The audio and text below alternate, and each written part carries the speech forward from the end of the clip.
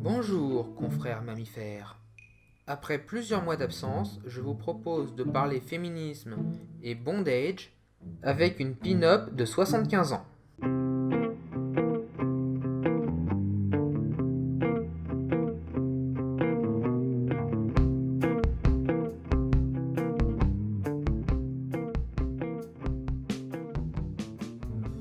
William Moulton Marston, alias Charles Moulton, est né le 9 mai 1893 à Saugus, dans le Massachusetts. Contrairement à Siegel et Schuster, travailler dans la BD n'était pas pour lui un rêve de jeunesse. En effet, au contraire de ses confrères, qui étaient pour la plupart dans la vingtaine au début de l'âge d'or des comics, ce multidiplômé est déjà riche de nombreuses expériences professionnelles. En 1911, Marston vendra divers scénarios de films afin de financer son entrée à Harvard. Il y décrochera en 1915 une licence en art et en 1918 une licence de droit. Enfin, en 1921, il décrochera un doctorat en psychologie. Lors de sa première année de faculté, et bien que Marston ait vécu toute sa vie dans un milieu progressiste, il fit peut-être ce qui fut sa première rencontre avec un féminisme militant. En effet, cette année-là, l'association masculine de Harvard en faveur du suffrage des femmes invita la militante britannique Emmeline Pankhurst. Cependant, le conseil d'administration de l'université, qui n'acceptait toujours pas d'enseigner aux femmes, annula la conférence. La féministe s'exprima malgré tout sur la place du campus. En 1915, William décrocha une licence en art et remporte un concours de scénario lancé auprès des étudiants de tout le pays. C'est cette même année qu'il épousa la militante féministe Elizabeth Holloway. Le parcours d'Elizabeth est notable pour l'époque puisqu'elle obtiendra 3 diplômes dans 3 établissements différents et continuera à travailler après son premier accouchement à l'âge de 35 ans. Enfin, en 1921, il obtiendra son doctorat en psychologie. Sa thèse fut inspirée par son épouse qui avait remarqué que sa tension augmentait quand elle était en proie à de fortes émotions. La thèse de Marston portait donc sur le lien entre la pression artérielle et le mensonge. Par la suite, John Larson, alors étudiant en médecine et officier de police à Berkeley, intégra ces tests à sa propre machine, le polygraphe, que les journalistes baptiseront du nom fort explicite de détecteur de mensonges, ce qui inspirera probablement plus tard le lasso de vérité de Wonder Woman. Au début des années 20, les femmes pouvaient participer à des jurys dans seulement 31 États. Alors, le couple Marston mena une étude au sein de l'université dans le but de démontrer que les femmes sont plus fiables que les hommes. Mais ils seront contraints d'abandonner leurs travaux à cause d'accusations de fraude, et ce malgré le fait que les charges seront abandonnées. William retrouvera un poste d'enseignant à Tufts dans le Massachusetts en 1925. C'est là qu'il tombera amoureux de l'autre femme de sa vie, Olive Byrne. La jeune femme était alors une de ses étudiantes, mais c'était aussi la fille de la célèbre militante féministe Ethel Byrne.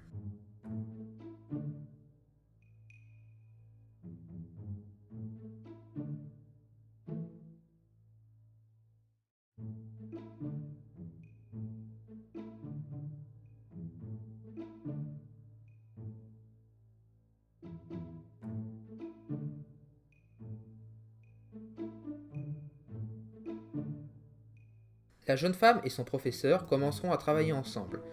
Et dans le cadre d'une étude qu'Olive menait sur les rapports de domination, Marston assistera au rite d'initiation d'une sororité d'étudiantes.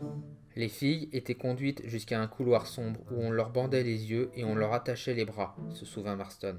Elles étaient ensuite regroupées dans une pièce où leurs aînés les obligeaient à se plier aux ordres en leur donnant des coups de badine. Presque toutes les étudiantes de deuxième année se disaient excitées et troublées tout au long de la fête, ajouta le professeur qui nommera ce phénomène l'émotion de fascination. En 1926, Olive, âgée de 22 ans, s'installera avec William et Elizabeth dans une relation polyamoureuse où régnait l'amour pour tous, comme le dira plus tard Elizabeth. Olive donnera 2 enfants à son professeur, qui en avait déjà 2 de son épouse légitime. Les enfants ont donc 3 parents, ou selon la formule de William, 2 mamans et un pauvre papa. William a donc désormais 2 compagnes. Elizabeth, qui fait carrière dans l'édition, et Olive, qui s'occupe des enfants. Mais cet arrangement, trop choquant pour l'époque, finit par se savoir, et William est à nouveau renvoyé. D'ailleurs, pendant les années 20, il ne gardera pas un emploi plus d'1 an, et il descendra régulièrement les échelons universitaires. En 1928, il élabore un outil d'analyse comportementale, le langage DISC. Il publie cette même année Les émotions des gens normaux, où il affirme que la plupart des éléments de la vie affective et sexuelle, considérés comme anormaux, proviennent de la structure même du système nerveux. À cette époque, Olive poursuit un doctorat en psychologie à Columbia. Elle et son amant vont mener devant des journalistes une expérience dans un cinéma afin de présenter la dernière invention de William, le compteur d'amour. Le couple menottera 3 blondes et 3 brunes afin de mesurer leur pression sanguine ainsi que leur niveau d'excitation pendant la diffusion de La Chair et le Diable avec Greta Garbo. Ils arriveront à la conclusion que les jeunes femmes brunes seraient plus facilement excitées que les blondes. Suite à cette démonstration, l'université ne renouvellera pas les contrats de Marston, qui, estimant sa carrière universitaire terminée, tentera de percer à Hollywood. C'est ainsi qu'en 1929, il déménagera avec sa famille en Californie. Il y décrochera un poste à Universal qui cherchait quelqu'un de qualifié pour analyser l'intrigue d'un film et prévoir les réactions du public. Avec l'aide de Walter Pitkin, un professeur en journalisme de Columbia, il publiera en 1930 The Art of Sound Pictures. Il s'agissait d'un manuel d'écriture dont une grande partie était consacrée à l'art et à la manière de contourner la censure en fonction des États. Marston et Pitkin finiront par s'associer pour créer leur propre boîte de production, Equitable Pictures. Malheureusement, ils en déposeront les statuts peu de temps avant le début de la crise de 29, ce qui entraînera leur fermeture. En 1937, l'Association médicale américaine autorise enfin la contraception. Marston profitera de l'événement pour prédire l'avènement d'un matriarcat. Superman apparaîtra l'année suivante et avec lui les premières critiques contre ce nouveau divertissement populaire que sont les comics de super-héros. On accuse en effet ces histoires d'être une débauche de violence et de fantasmes scandaleux. Le Comic Code est encore loin, mais les éditeurs commenceront à s'inquiéter de cette mauvaise presse. En 1940, Max Gaines, l'éditeur de Superman, lit un article dans lequel Olive Byrne interroge son conjoint sur l'influence que peuvent avoir ces personnages illustrés. Marston répondra que les vœux de Superman illustrent les nobles aspirations américaines, comme déployer une force nationale indestructible et utiliser la puissance pour protéger les innocents. Gaines verra alors dans Marston un moyen de contrer les critiques en l'engageant comme conseiller pédagogique. Pour Williams, c'est une opportunité à ne pas rater. Lui qui est déjà convaincu que la BD a un potentiel éducatif, y voit l'occasion de mettre en scène sa définition de la femme parfaite, à savoir belle et bienfaisante, intelligente, dégourdie, agile, armée pour se défendre et pouvant faire éclater la vérité. Marston déplore à l'époque l'absence de personnages féminins qui puissent être érigés en modèle. Pas seulement pour les petites filles, mais aussi pour les hommes. Le scénariste pense en effet que les femmes sont supérieures aux hommes et il appelle de ses vœux à la mise en place d'un matriarcat. Mais un personnage, ce n'est pas seulement un support pour porter un message, c'est aussi une histoire, et pour créer son héroïne, il va puiser son inspiration dans la mythologie gréco-latine. Pour s'opposer à l'influence violente du dieu Arès, Aphrodite modèle dans l'argile un nouveau peuple de femmes plus fortes que les hommes et offre à leur reine Hippolyte une ceinture magique. Furieux, Arès souffle à Hercule l'idée de s'emparer de la ceinture. Pour accomplir le 9e de ses 12 travaux, le fils de Zeus usera de tromperie avant de réduire en esclavage les femmes guerrières. Elles parvinrent malgré tout à se libérer, et avec l'aide d'Aphrodite, la reine Hippolyte emmena son peuple sur une île loin du monde des hommes, jugé trop agressif. Là, les Amazones se mirent à bâtir un paradis dédié aux sciences et aux arts, mais interdit à la gente masculine. Au bout d'un moment, la souveraine des Amazones, désireuse d'avoir un enfant, modela à son tour un bébé dans de l'argile, qui par la volonté des dieux prendra vie. L'enfant, doté d'incroyables dons, sera nommé Diana, d'après la déesse de la Lune. Une fois adulte, Diana sauvera le capitaine Steve Trevor d'un crash aérien. Cet homme, dans une inversion des rôles, occupera du reste la position de demoiselle en détresse tout au long de la série. Mais comme le monde est alors dans la tourmente, Aphrodite demande à ce que Trevor soit renvoyé aux USA, accompagné d'une Amazone pour favoriser la victoire de l'Amérique pendant le second conflit mondial. Pour choisir celle qui raccompagnera le soldat chez lui, un tournoi est organisé, mais Hippolyte interdit à sa fille d'y participer. Cette dernière passe outre, dissimule son identité et remporte le tournoi. Il lui est alors remis une tenue aux couleurs américaines ainsi qu'à l'assaut magique permettant de soumettre les gens et les forçant à dire la vérité. Wonder Woman raccompagnera alors le capitaine aux USA à bord d'un avion invisible et elle prendra l'identité de Diana Prince, l'infirmière de Trevor, avant de devenir sa secrétaire au service secret. On le voit, Marston a fait beaucoup d'emprunts à la mythologie. L'héroïne pourrait même être perçue comme un pendant positif de Pandore. En effet, toutes deux se voient octroyer de nombreux dons de la part des dieux. Mais là où la première femme fut conçue par les dieux pour être menteuse et funeste à l'humanité, Diana prêche la paix, l'amour de la vérité et va contribuer à rendre le monde meilleur. Pour ce faire, elle va s'entourer de quelques amis, en particulier d'Etta Candy, une suffragette dont l'apparence tranche franchement avec celle de la princesse, mais permet à l'auteur de montrer qu'une femme n'est pas définie par son physique. Mais William s'inspire aussi de sa vie personnelle. Ainsi, les bracelets des Amazones rappellent les bracelets qu'affectionnait Olive. La princesse Diana serait, elle, fortement inspirée d'Elizabeth, et l'un des ennemis de l'héroïne, le docteur Psycho, aurait pour modèle un ancien professeur de Marston. Le lasso de vérité rappelle quant à lui évidemment le détecteur de mensonges, et les pouvoirs et faiblesses de l'héroïne traduiront les intérêts qu'avait le psychologue pour des sujets comme notre lien avec la vérité et les rapports de domination. Par exemple, les adversaires de l'héroïne ne sont pas tués mais envoyés dans la prison des Amazones où, soumis à une autorité bienveillante, ces antagonistes verront la vérité sur leurs actes et retrouveront le droit chemin. Marston propose donc un système de justice qui ne soit pas exclusivement punitif, contrairement à la plupart des comics, mais au contraire un modèle favorisant la réhabilitation. A l'inverse, l'héroïne perd sa force lorsqu'elle est entravée, ce qui donnera lieu à une large production d'illustrations bondage. En fait, la surreprésentation de ces scènes n'est pas si étonnante. A l'époque, il n'est pas rare de trouver des super-héros attachés dans un donjon afin de subir divers sévices. Ainsi, le méchant de l'histoire, souvent un nazi ou un japonais, était présenté comme un arriéré à la pensée médiévale, et les héros, en se délivrant, prouvaient leur force et leur volonté de s'émanciper. Du reste, l'iconographie bondage n'est pas étrangère au mouvement féministe. Il était ainsi courant de représenter les femmes se libérant des liens du patriarcat, or la princesse Diana a été pensée pour être une icône féministe.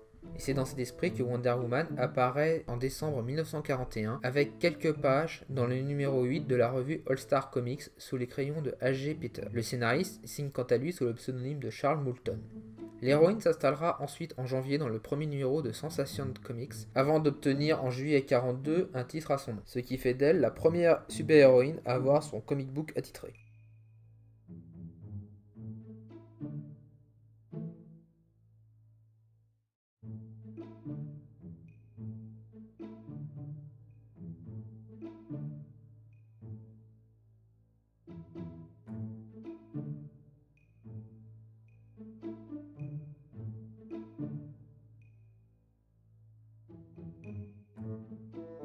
Il est généralement admis que Marston est l'unique créateur de Wonder Woman.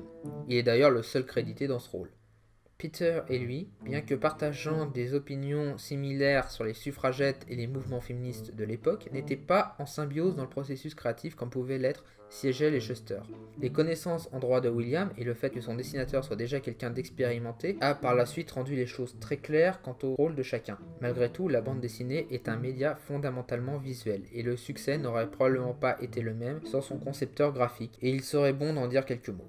Harry George Peter naîtra le 8 mars 1880 à San Rafael, en Californie. Troisième enfant d'un couple d'immigrés français, il commencera sa carrière dès l'âge de 20 ans. Au début, il travaille pour le San Francisco Chronicle, ce qui lui permettra de rencontrer Adonica Fulton, qui est la dessinatrice maison du San Francisco Bulletin, un autre journal appartenant au même groupe de presse. Au contraire de Peter, Fulton a pu étudier le dessin à la Mark Hopkins Institute of Art. Elle deviendra alors une sorte de mentor pour Peter, tout autant que sa maîtresse. En 1907, le couple déménagera pour New York et leur style sera fortement influencé par les Gibson Girls. Dessiné par Charles Dana Gibson pour divers journaux, il s'agissait de représentations de femmes belles, à la mode et relativement indépendantes. On voit parfois dans cette façon de représenter la femme un ancêtre de la pin-up. Mais si ces dessins transmettent bien un idéal de beauté, la Gibson Girl est aussi instruite, sûre d'elle, bien habillée, parfois presque un peu hautaine et jamais soumise à l'homme. Harry et Adonica se marieront en 1912. En 1941, après une longue carrière à travailler dans la presse, dont le journal féministe The Modern Woman, Peter se mettra au comic book en mettant en image une biographie du général Marshall pour le magazine Two Comics. C'est cette même année qu'il livrera son premier travail super-héroïque avec le personnage de Man o' Metal dans la revue Weglar Feller's Heroic Comics. Et c'est à l'âge de 61 ans, alors qu'il travaille pour All American Publication, qu'on lui confie Wonder Woman, pour laquelle il adoptera un style un peu moins ostentatoire que ce que l'on pouvait voir à l'époque pour les héroïnes de bande dessinée. Il dessinera presque toutes les aventures de l'Amazon pendant l'âge d'or des comics, que ce soit pour Sensation Comics, Wonder Woman, All Star Comics ou encore Comic Cavalcade, ainsi que les strips. Notons qu'en parallèle, il continuera à dessiner Man o' Metal jusqu'en 1944, dont il était peut-être aussi le scénariste. Au printemps 42, Gaines interroge ses lecteurs sur le statut de l'Amazon grâce à un questionnaire dans All Star Comics avec cette question: doit-on accepter que Wonder Woman, même si c'est une femme, devienne membre de la Justice Society?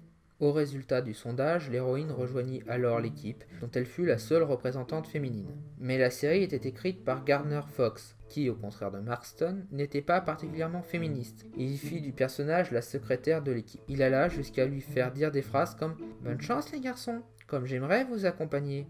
Marston était furieux, d'autant plus qu'il souhaitait se servir de son personnage pour illustrer le fait qu'une femme devrait pouvoir prétendre aux plus hautes fonctions. Ainsi, au détour d'une histoire, il placera son héroïne dans un futur utopique où elle devient présidente des USA. William mourut d'un cancer en 1947. Son épouse, Elizabeth, voulut pouvoir écrire la suite des aventures de l'Amazone. Le choix aurait été logique, elle avait déjà travaillé dans le milieu de l'édition et, à l'exception d'Olive Byrne, c'était probablement la personne la plus calée de la planète sur ce personnage. Mais dans les années d'après-guerre, les femmes actives sont priées de retourner derrière les fourneaux pour faire place aux hommes revenus du front. Pendant cette période, le gouvernement se lancera, entre autres chasses aux sorcières, dans une traque des homosexuels, licenciant de l'administration toute personne soupçonnée de l'être. Elizabeth Holloway et Olive Byrne, qui sont restés ensemble après la mort de leurs compagnons, devront mener une vie encore plus discrète qu'auparavant. Il faut dire que cette homophobie ambiante pouvait aller très loin. Margaret Chase Smith, la sénatrice du Maine, allant jusqu'à demander s'il existerait un test rapide comme une radiographie qui puisse révéler ces choses-là. Ironiquement, c'est le polygraphe que Marston a contribué à créer qui fera office de test rapide. Le poste de scénariste est donc confié à Robert Kanigher qui, au cours de ses histoires, fera de la princesse Diana une babysitter, un mannequin ou encore une vedette de cinéma. Il mettra aussi fin à la rubrique « Les Wonder Woman de l'histoire », qui présentait à chaque numéro la biographie d'une femme importante et accomplie. Il remplacera ces pages par une chronique des mariages mondains à partir de Wonder Woman 69 en 1954. Pour sa défense, à l'époque de la guerre froide, l'Amérique va se replier sur des valeurs traditionnelles et les comics étaient souvent jugés trop progressistes. En parallèle, Frederick Wertham, un psychologue assez influent, mènera une croisade contre les comic books qui entraînera la création du Comic Code Authority en 1954. Or, Wonder Woman était une de ses cibles favorites, qu'il accuse d'être une dangereuse lesbienne incitant la jeunesse à la débauche.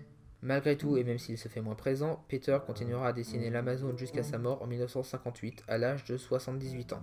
Elizabeth, quant à elle, finira par trouver un travail dans les assurances, et Olive dans un service de santé maternelle. Mais l'histoire ne s'arrête pas là. Bien que la popularité de Wonder Woman baissera dangereusement au fil des années, elle trouvera un second souffle à la faveur des mouvements de libération sexuelle de la fin des années 60.